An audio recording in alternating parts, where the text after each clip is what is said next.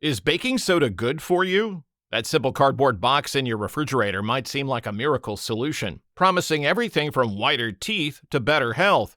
But what does science actually say about consuming this common household product? Behind the popular hype lies a complex truth that every health-conscious person needs to hear.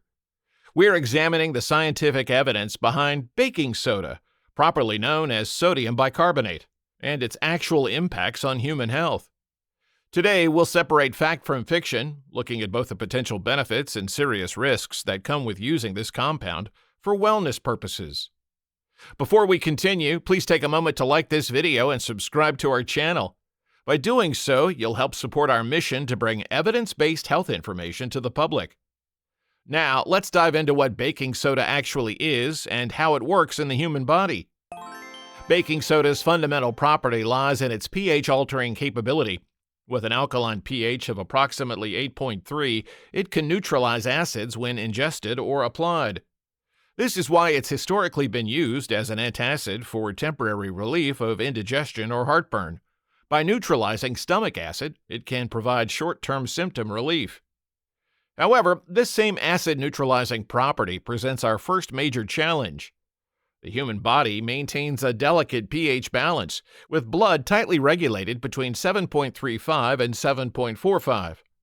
Introducing significant amounts of an alkaline substance can disrupt this equilibrium, potentially causing more harm than good. The second challenge lies in dosage inaccuracy. When using kitchen measuring spoons rather than properly calibrated medical instruments, consumers can easily take excessive amounts.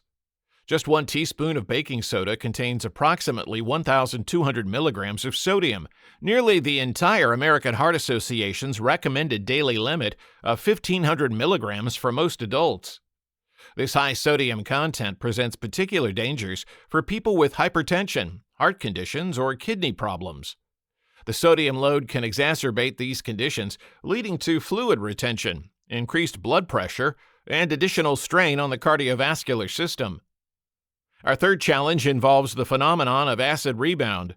When baking soda neutralizes stomach acid, the body may respond by producing even more acid to maintain the stomach's naturally acidic environment. This can create a cycle of dependency where temporary relief leads to worsened symptoms over time. Additionally, reducing stomach acid excessively can impair proper digestion and nutrient absorption. Stomach acid serves important functions in breaking down food and eliminating pathogens, meaning its suppression should never be undertaken lightly or without medical supervision. Now, let's examine where baking soda shows genuine promise according to scientific research. One of the most well-established applications is in supporting kidney function. For patients with chronic kidney disease, whose organs cannot adequately remove acid from the blood, controlled sodium bicarbonate supplementation may help slow disease progression. A recent randomized controlled trial published in the American Journal of Medicine followed 153 patients with hypertension and high risk of worsening kidney disease. Those receiving baking soda supplementation showed slower kidney disease progression over 5 years compared to those receiving standard care alone. Another area with substantial research involves athletic performance. During high-intensity exercise, muscle metabolism produces hydrogen ions that increase acidity in muscle tissues, contributing to fatigue. Baking soda supplementation may buffer this acidity, potentially improving endurance. A 2020 meta-analysis in sports medicine found that sodium bicarbonate supplementation does improve muscle endurance, though not necessarily muscle strength. This benefit appears most relevant for high-intensity activities lasting up to 12 minutes, such as cycling, running, or boxing. Beyond these applications, the evidence becomes more limited. While baking soda may help neutralize odor-causing acids on skin or in the mouth, its abrasive properties can damage tooth enamel with prolonged use, and its alkalinity can irritate sensitive skin. Some promising research suggests baking soda might influence inflammation. A 2018 study found it reduced inflammatory markers in both rats and humans, potentially offering benefits for inflammatory conditions. However, this study lasted only 2 weeks, meaning we cannot assume long-term safety or effectiveness. Now we reach the most critical information: the serious risks of inappropriate baking soda use. The foremost danger is metabolic alkalosis, a condition where the body's pH becomes excessively alkaline. This can cause nausea, vomiting, muscle spasms, and in severe cases lead to decreased blood flow to the brain and reduced oxygen to tissues. Alkalosis often accompanies electrolyte imbalances, particularly hypokalemia or low potassium. This occurs because the body attempts to correct pH balance by shifting potassium into cells while excreting it through urine. Low potassium can cause muscle weakness, heart rhythm abnormalities, and even cardiac arrest.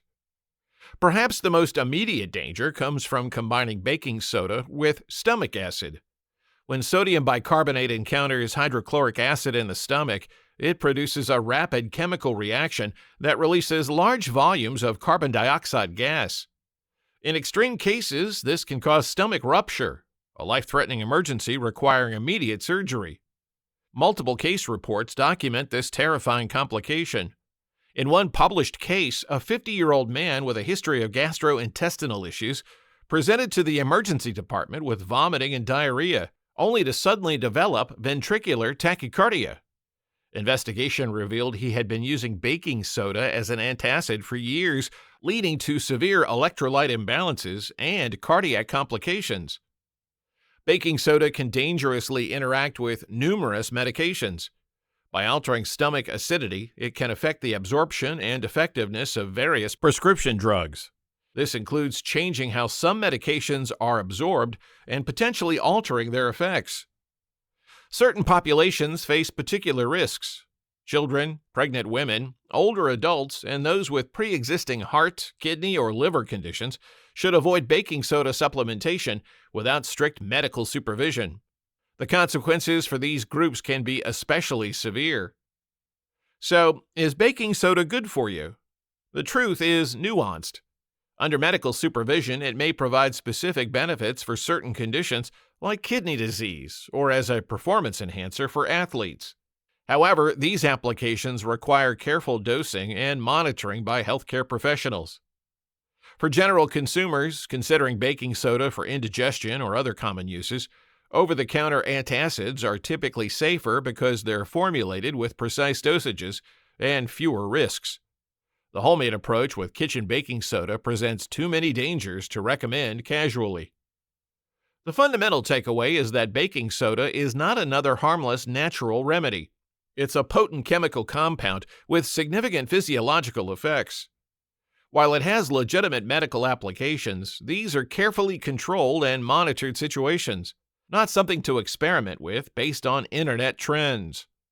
Your body's pH balance is a delicate system that shouldn't be disrupted without understanding the full consequences. What works for an athlete under professional guidance or a kidney patient under medical supervision may be dangerous for the average person seeking quick health improvements. If you're considering using baking soda for health purposes, please consult with a healthcare professional first. They can help you determine whether it's appropriate for your situation and ensure you use it safely if so. Share this video with someone who might benefit from this information, and let us know in the comments what other miracle cure myths you'd like us to investigate next. Remember to like this video if you found it informative, and subscribe for more science-based health content. Thanks for watching, and remember, when it comes to your health, always seek evidence over anecdote.